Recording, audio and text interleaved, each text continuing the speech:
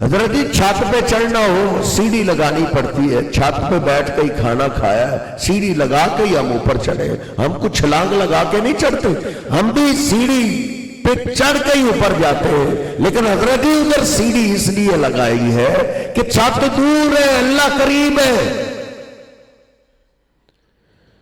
اللہ کتنا قریب ہے، اللہ قرآن پاک میں اپنی قرابت ذکر کرتا ہے۔ اللہ کہتا ہے نحن اقرب الیہ من حبل الورید، او میرے بندے تیرا باپ تجھ سے دور ہے، تیری ماں تجھ سے دور ہے، تیری اولاد تجھ سے دور ہے، لاہور والا دور ہے، پاک پتن والا دور ہے، اجمیر والا دور ہے، کربلا والا دور ہے، مدینے والا دور ہے، سارے ہی تجھ سے دور ہے۔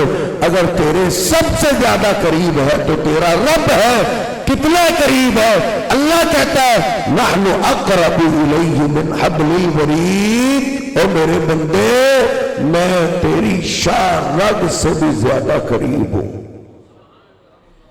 ہو سکتا ہے تیری کوئی صدا ایسی ہو، تو کوئی ایسی پکار دے دے، ایسی آواز دے دے اور تیرے کان نہ وہ سن سکے جس صدا کو تیرے کان نہ سنے، اللہ اس صدا کو بھی سن لیتا ہے۔ اللہ تیرے اتنا قریب ہے۔